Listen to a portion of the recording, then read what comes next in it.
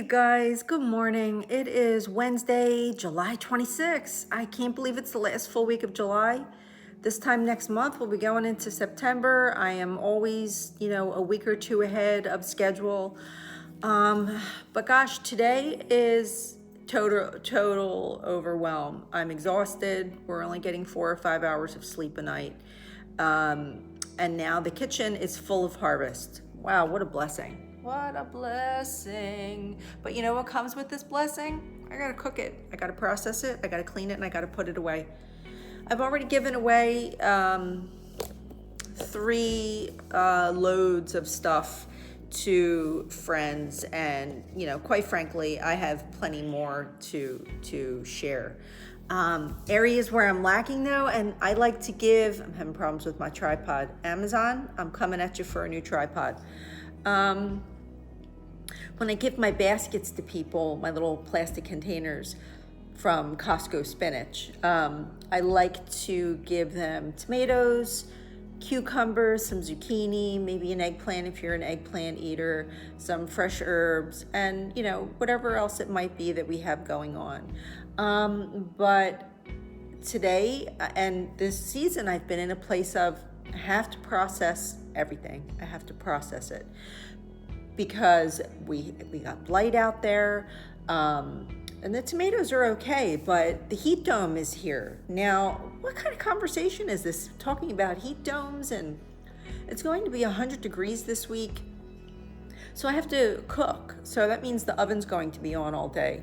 And I don't mind, but I'm not usually processing gravy until maybe a week or two from now. Last year it happened early again, and this year I'm like, okay, I only have a partial load ready to go into processing. I have a massive amount in the refrigerator that I already started into the first stage of gravy, which was roasting the tomatoes. Now I have to get all of that into the Vitamix, get it into the pot with garlic and herbs, and get that going. But I'm sitting here looking at the harvest going, okay, I have analysis paralysis. I just feel overwhelmed.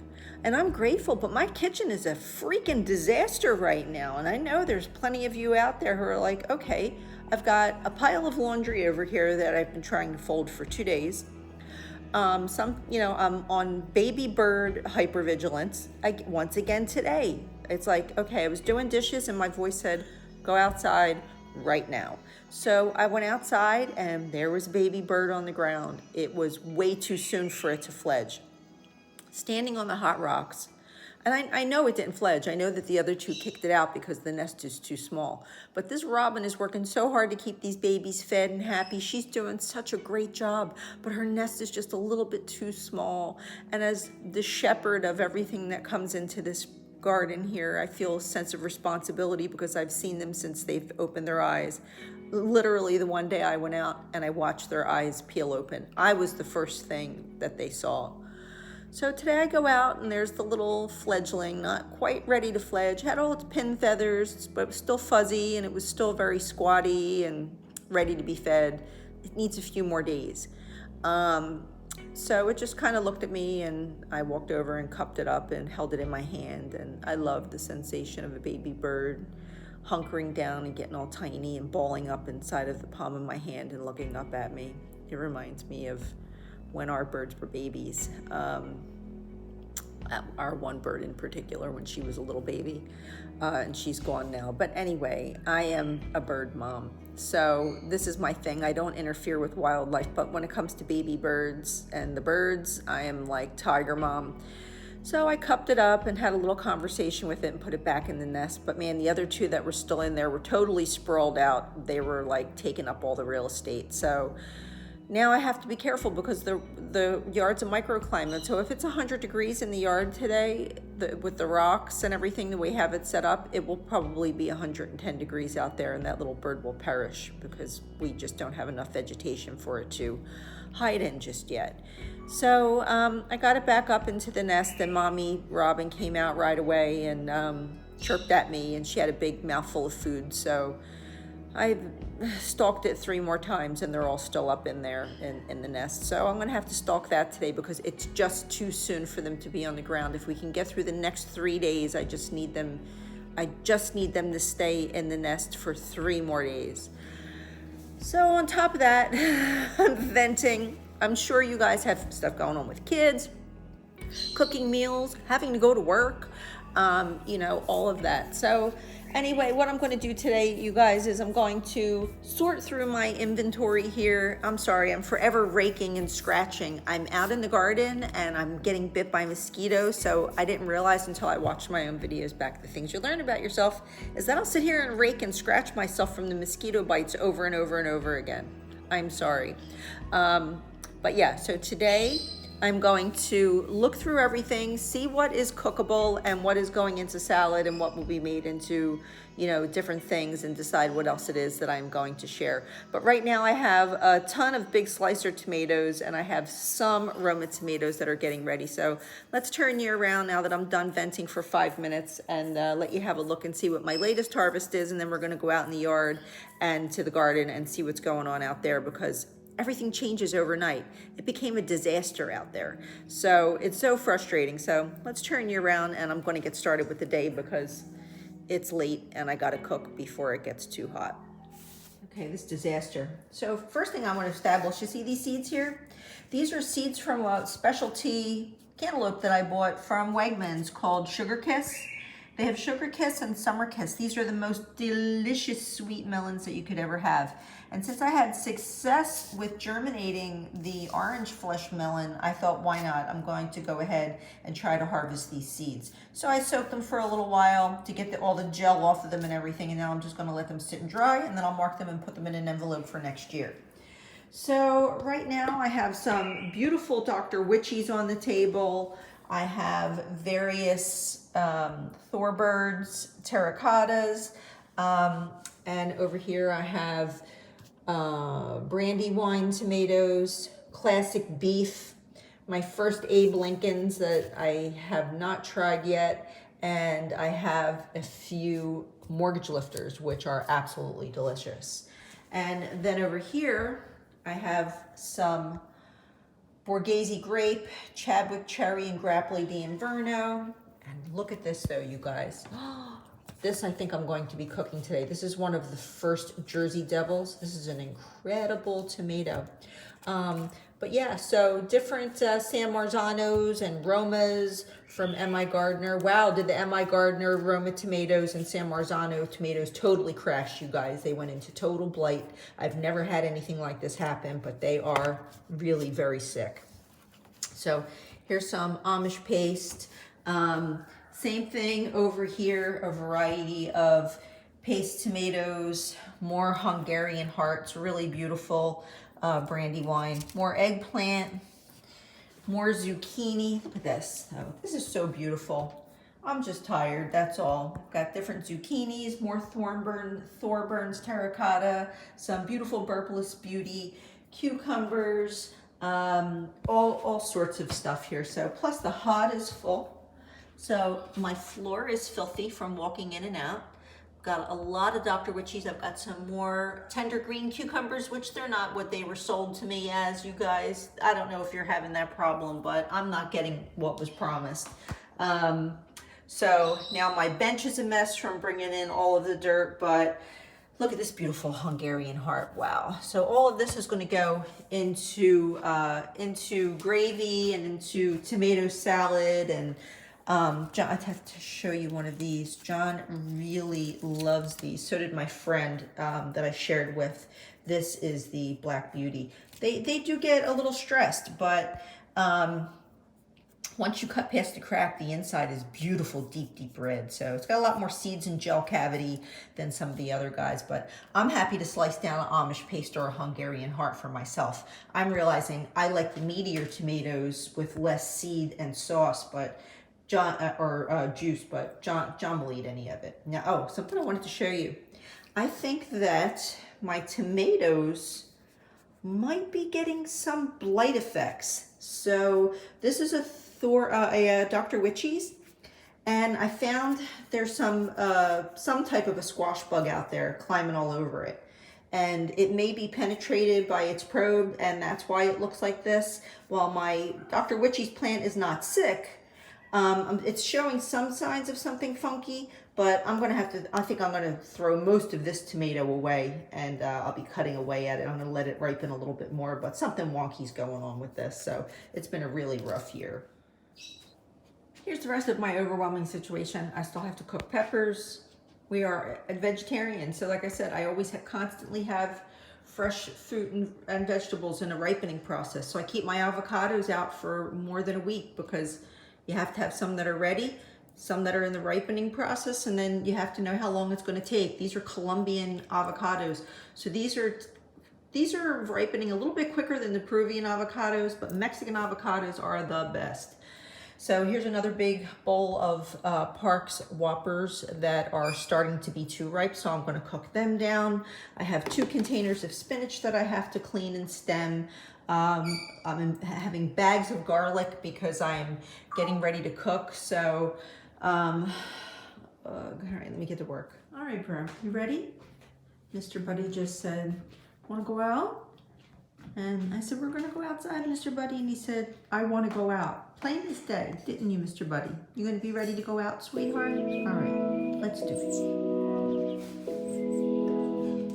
Get that door, bud. Oh, you got the door? All right, you gotta get that door too, buddy. Oh, get the door.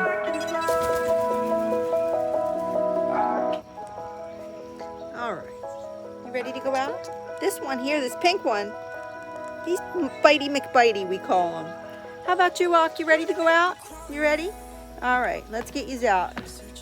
Because the heat dome is here. All right, kiddos. Go ahead, sweet boy. Go ahead, honey.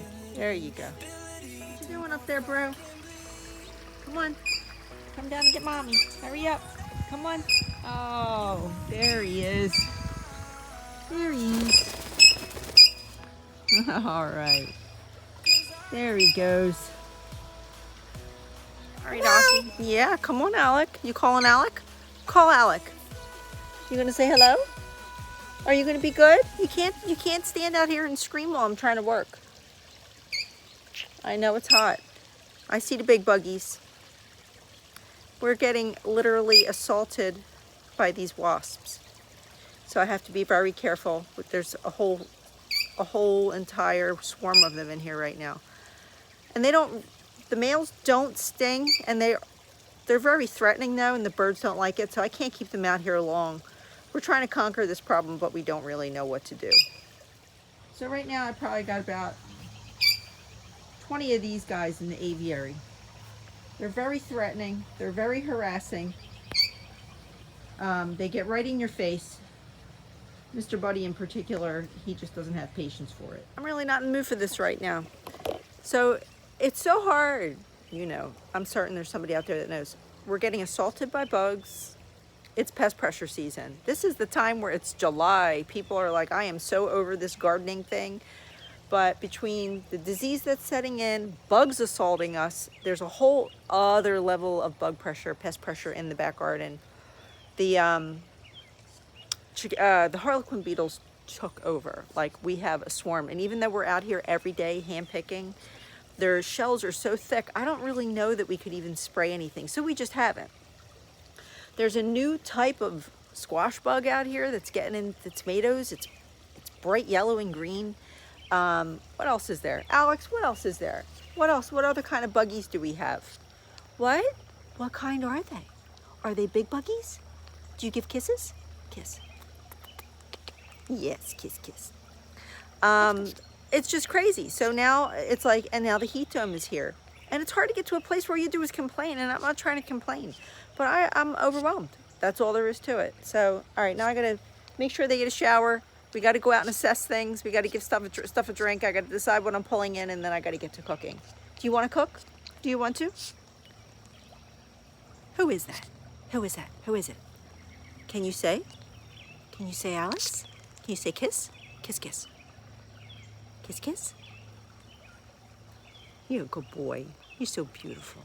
All right, back in the kitchen. First round of tomatoes washed that will be getting roasted today. I gotta get that started before it gets too hot. So now I'm going to go water the corn, harvest, and then water the rest of the garden. I hate doing this. I hate doing this, but I'm taking it out there with me because the cicada killers are just too aggressive.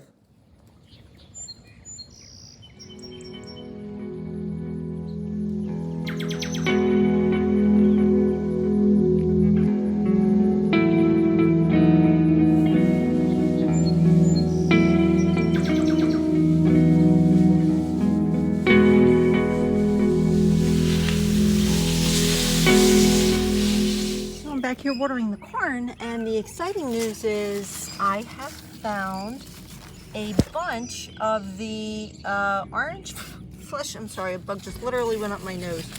A bunch of the orange flesh melons that I harvested the seeds from the store-bought melon last year.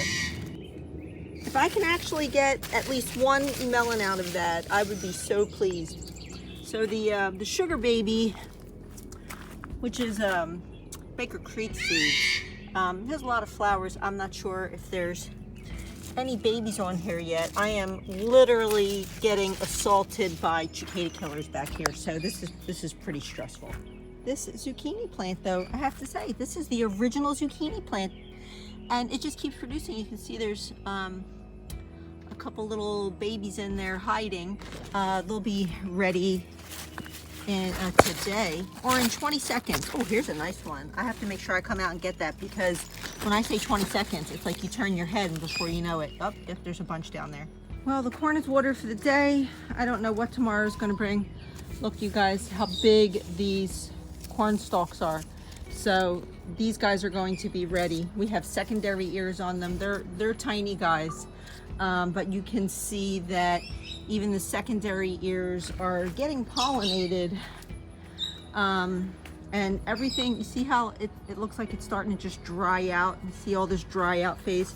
Farmer John has been in here testing to see if this one is ready, and basically you want to make sure that the juices run out a certain way. So we'll do another video on milking the corn to test to see if it's ready, but all of this is going to be coming off and I am going to be processing it. It looks like Farmer John missed, like, I don't know how many pints of blackberries that are ready to come off the vine, but I guess I'll be doing that today too. Yay, yay. All right, 2 zucchinis. I'm gonna take these guys back and put them on the table because I am not armed with my basket. I am armed with the hose. Are you guys being good in here? Look at the flowers. So beautiful. Buddy, are you being good? Don't be bad. I got 2 of the cicada killers. So if you line this thing up properly, it does work. And put these down here. I'll get ready to take them in and go back and finish watering. So all the baby birds are still in the nest. Mommy's working hard. Boy, she is feeding them constantly. So I hope they don't go down. I really hope they don't go down. So, all right, so I'm out here assessing. I see all kinds of stuff that has to get harvested right now. I have to water. I have tomatoes drying, getting ready to go into the oven for roasting. I'm already dripping sweat. So let's take a quick walk, and you can see the mess that the July garden is in, and it's nowhere near in its beautiful state anymore. So it'll go through a transition of dying off, and then we'll clean it out and it'll be pretty again for autumn. So let's turn you around. We're gonna do a quick tour. Lots of shishito peppers hanging down over here. My canopy doesn't look so good. I'm gonna, like I keep telling you, Anthony, I'm sorry. I have to do a video for you about the peppers. Lots and lots of eggplants to be harvested. These tomatoes, though, you guys, these grappoli di Invernos, look how bad they suffer. They, you know, they've been producing massive amounts of fruit. I mean, look at the size of these sets. But this is another wonky plant that gets all blighty. And then, you know, they crack. This is my first year with the grappolis. They crack easy, but it's setting new leaves and new fruit. The Borghese is acting the same way. So normally I have these in a cage and not on a trellis, so I have to put them back to the cage next year. And look what I just discovered. My Chadwick cherry is down, so I got to get this back up. This is what I should be putting on the trellis, and because I usually grow the Chadwicks next to the Borgheses, I thought it was the Borgheses trailing, but here all along it's been the Chadwicks. So I got to get them up, hoisted up and strapped onto the post there so I don't lose this whole plant. Just one more thing I have to do. All right, so they're not really bent over anymore. This is not an ideal situation, but this whole plant bent over too. Ugh. Oh, I'm just going to have a day of it today. All right, I'm going to come back to that because I was not anticipating this whole plant was going to go down. So I don't know. We're pulling plants early this year, and this Chadwick's is going to be one of them. So the Jersey Devils have set a whole new level of fruit. This is up high, so this is over 5 feet in the air where I have new big fruit. So this Jersey Devil, he's got a little, this is normal blight. These are doing incredibly well. I'm really pleased with the Jersey Devils. I have a bunch on the counter ripening. I'm going to be harvesting a few more so they can finish inside. But these are big giant fruit, and they continue producing even as you go up high, and there's new blossoms up top. So this is a volunteer Borghesi's that I asked Farmer John to take down, but I guess he forgot. So here's part of the problem with the peppers. This is just nothing but heartache, but it's promising. I have to save that conversation for later though. So everything is really trying back here. It's trying. So as I assess, the reason I'm showing you this is because I'm back here trying to assess what it is that I absolutely need to harvest today. So I can, no, this is hanging down to, oh, it's another side. What is this? Oh, I've been waiting for you. This is one of the little yellow cosmos. Oh my goodness. That is a beautiful little yellow. I think this might be from the xanthos. And then this one here is apricot lemonade. Some cosmos take 120 days to produce flowers. So, and then you get, I think it's out of the xanthos, you get a white one too. So that's really gorgeous. So I have a nice big Abe Lincoln down there. I'm going to let that one hang on the vine until the last minute. I had a bunch of classic beef. This turned out to be a good producer. So now that we have that up and all retrussed, you can see it's got a really healthy canopy, and all of the dead leaves on the bottom have been pruned off. So there's still a few more little guys down there holding on, but the basil's doing really well. And then even the brandywine is starting to come back. So I have a few Park Swappers plants that are trying to recover. You can see they have a new canopy up there, but this is really just not in the normal character of this plant to do this. So this one here, I was about to rip it out of the ground because I thought it was dead, but it's got a new shoot on it. So I'm going to wait a little bit longer before I make a harsh decision on that one. So, all right, so I have a few tomatoes back here to harvest, and then I'll be getting inside to cook. Here's the Baker Creek Amish paste, and they have been really putting out a lot of big giant tomatoes this year. And this is part of the nature. The Amish paste crack, you guys. So, but these are big, giant, delicious fruit, and you can see I have all new blossoms up top and a nice canopy. We just trussed all of this. We just put everything up. We pruned it and retrussed it, and it's growing wild again. So, all right, so I'm gonna get on that today too. I have some San Marzanos down here that I can harvest off, and I'm assessing now so I can, gotta love living with parrots. Alex, what are you doing? Oh my God. Oh, it's just a fun day. Talk about being overwhelmed. All right, that's it. Here's a quick look at flowers. I have to have a moment of peace before I deal with this. And it's beautiful, isn't it? I have to de-stress. Serenity now.